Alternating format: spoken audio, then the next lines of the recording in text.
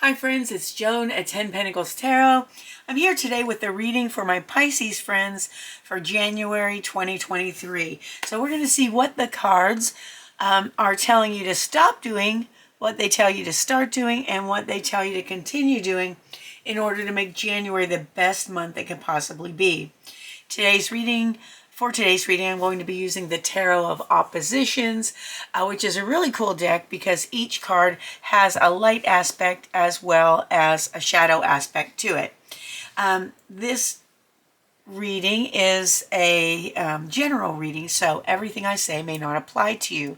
That's perfectly normal. Just take what resonates and leave the rest. Also, the cards depict male and female characters, and I just want you to know that these are non-gender specific because we all embody both masculine and feminine energies at different times in our life. So these cards are for everyone. Okay, if Pisces is your sun sign, please be sure to check the readings for your moon sign and your rising sign because those signs both have a lot to do with who you are and what's going on in your life. Now, at the end of the reading, I'm going to do a one-card reading for you from Treasures from Above by MJ Cullinane. It's a yes-no oracle, so have your yes-no question ready to go. And that'll be after the reading. So, let's get started. Spirit, what should our Pisces friends stop doing in order to make January the best month possible?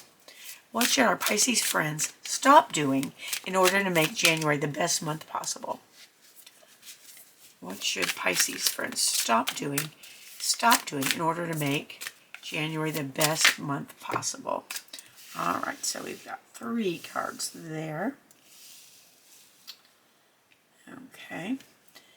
All right. What should our Pisces friends start doing in order to make January the best month possible? Thank you. And what should our Pisces friends continue doing in order to make... Okay, that's way too many.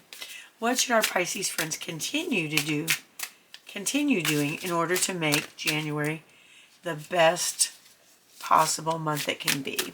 What does Pisces need to continue doing? Okay, there is that. And let's get one more. Let's get one more for that. Well, actually, 2 more. Okay. All right. And while we're at it, let's do one more card for what does Pisces need to start doing. That's too many. Just one more card for what does Pisces need to start doing. Here we go. All right, very good. All right, and then let's look at the card on the bottom of the deck. It is the Star. All right, because the card on the bottom of the deck has a lot to do with the underlying situation of what's going on in your life right now. So we will talk about that as well. Now, let me take a quick look at the cards. We have the Queen of Wands, the 5 of Cups, the 9 of Cups for what you should stop doing. We have the Page of Wands and the High Priestess for what you should start doing. And we have the 6 of Cups, the 9 of Swords, and the 10 of Cups for what you should continue doing. The Star and the High Priestess are both major arcana cards. So what's underlying this reading is something really important that's going on in your life right now. Okay, major arcana cards always talk about the main themes in our lives, major transformations or major karmic lessons that we are here to learn. So the High Priestess and the Star are both major arcana cards, so we need to pay particular attention to those.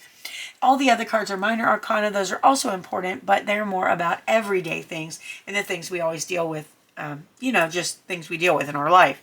Some are pleasant, some are not, but you know what, that's life. All right, so let's see what the cards say that Pisces, that you should stop doing in order to make January the best month possible. Okay, so the Queen of Wands is a super outgoing, charismatic person. She can be a nurturing and motherly figure.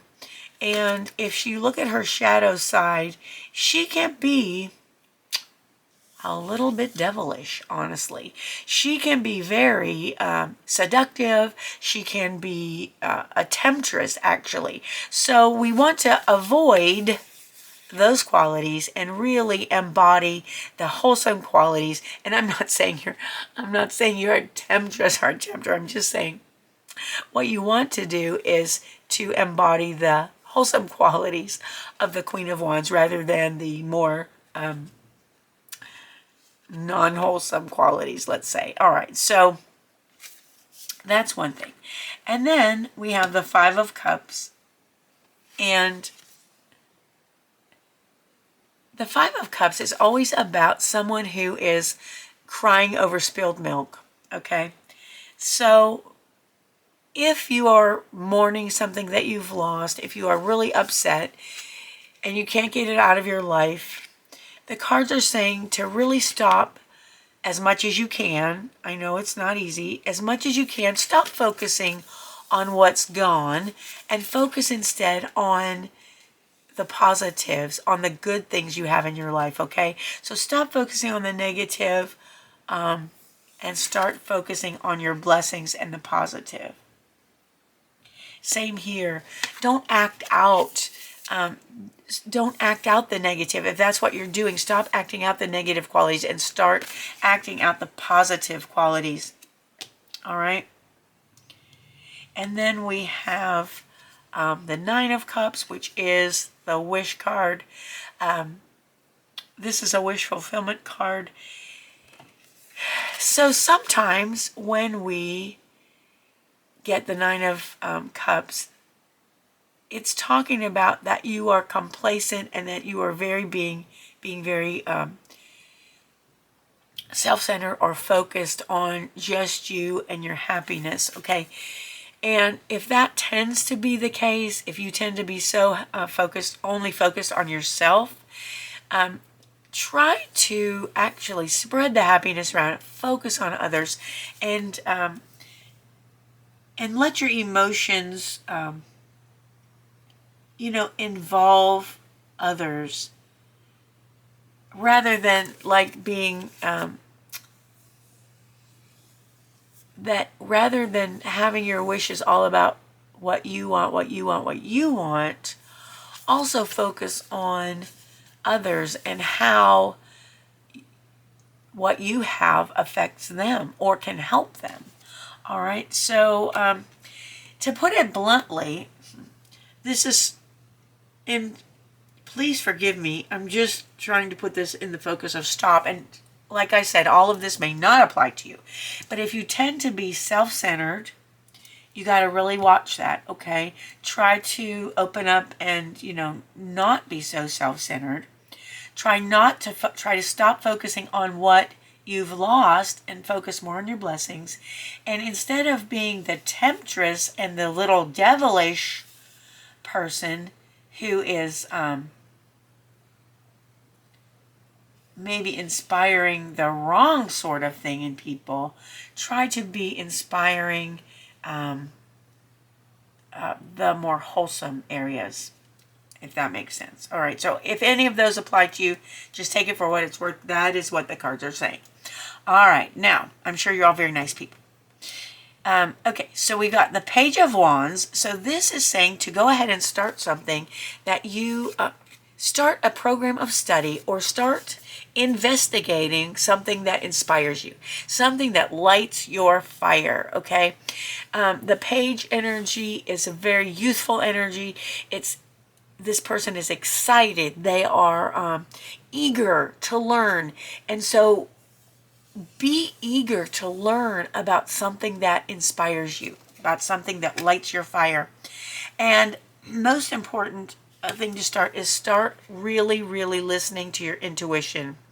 All right, the High Priestess is all about inner knowledge and intuition. So the fact that this is in the shadow position says that you are not using your intuition like you need to be using it. Listen to your gut feelings. Listen to your inner voice. This is what this card is telling you to start doing, to really, because inside of you are many, many answers, and the correct ones for you. So listen to your inner voice, listen to your intuition, start doing that. The more you listen to it, the louder it gets. All right, and then continue the following things. Okay, so the first card to continue is, okay, this card, the Six of Cups, is all about happy childhood memories, all right? But it's reversed here. So you want to continue enjoying your memories of the past, and you want to continue, maybe you're getting back in touch with people you haven't seen for a while. They could be relatives, they could be friends, they could be romantic interests. And that's all fine and well. Just make sure not to live in the past, okay? We don't want to live in the past. It's like, oh, I love the way things used to be, and oh, when I was in high school, it was just so great. Why can't it be like that anymore? Nope, nope, nope. Now is now, baby. Get with the program and don't live in the past, okay?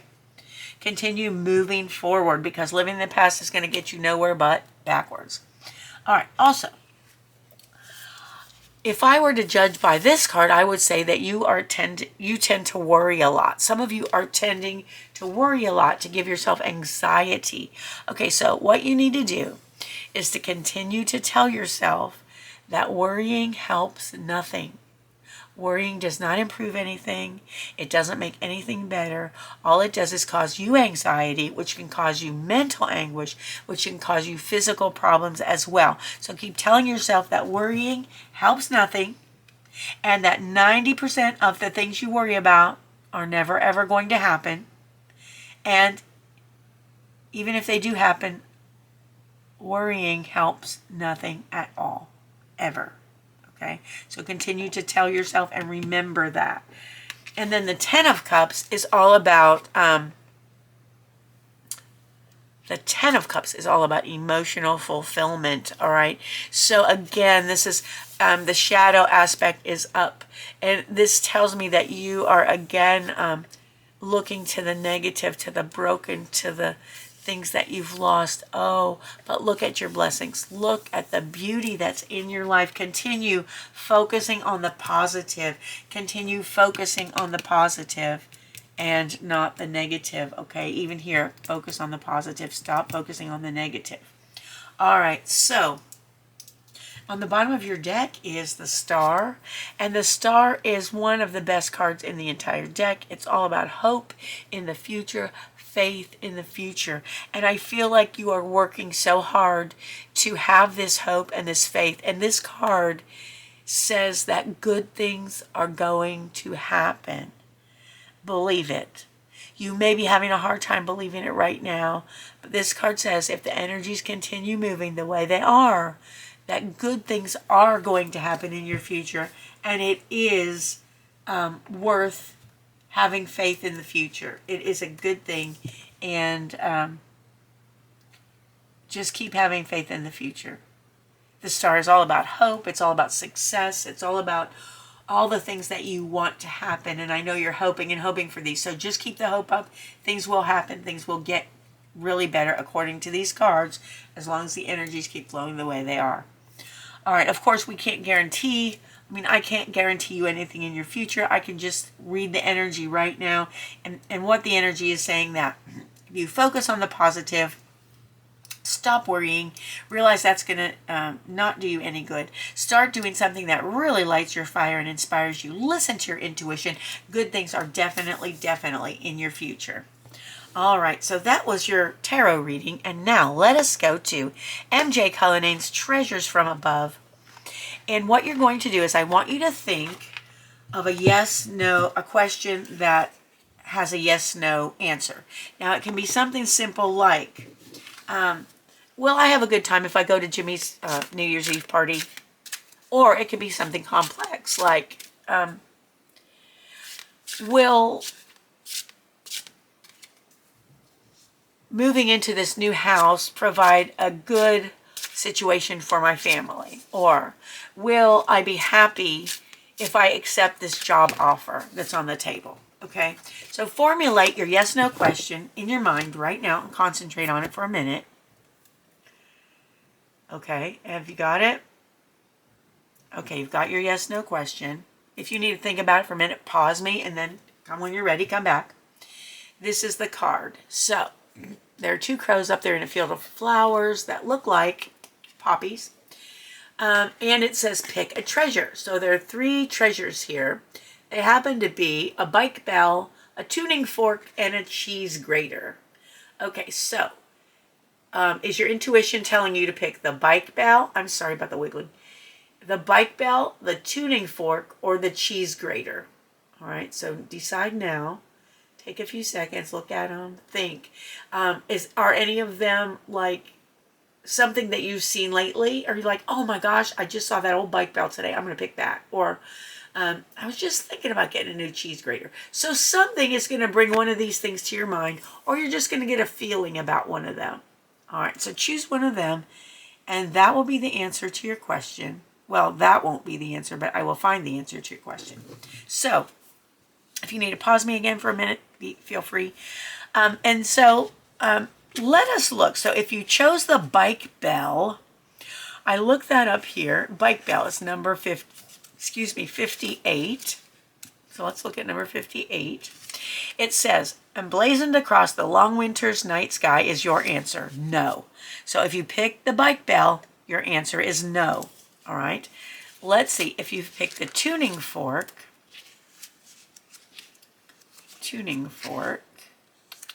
it is number 24, and it says, the star that burns the brightest reveals your answer. Yes. So if you pick the tuning fork, your answer is yes. All right. And if you pick the cheese grater, number 131, it says, the stars have come together to tell your story, and it begins with no. All right, so if you pick the cheese grater, your answer is no. So that is your reading for January of 2023. If you enjoyed it or if it was helpful, please give this video a thumbs up. And please consider subscribing to my channel. If you hit the notification bell, you'll be notified every time a new video is uploaded, so you won't miss anything. Don't forget to look at the readings for your rising sign and your sun sign. Once this gets up, all of them will be up. And like I said, if you don't know how to find your rising sign or your sun sign, I can give you some pointers if you send me a message in the message section below. And I thank you for joining me. I appreciate you more than you'll ever know. I hope you have a wonderful morning, afternoon, or evening, whatever it is where you are. And I hope your January is terrific. Happy New Year to you, and I hope to see you again soon. Bye-bye.